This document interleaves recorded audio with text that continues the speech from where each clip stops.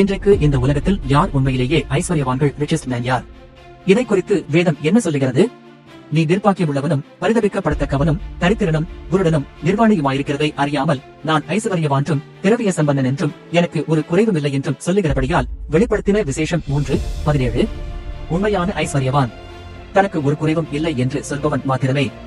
இந்த உலகத்தால் அறிந்த ஒரு பெரிய புகழ் பெற்ற ஐஸ்வர்யவான் சொல்லுகிறார், இதை கேளுங்கள்.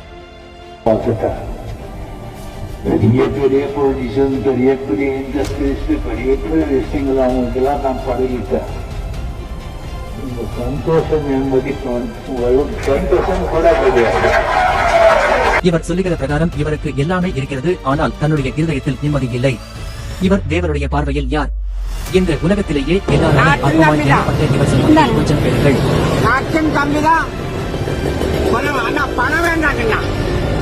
வேண்டாங்களா?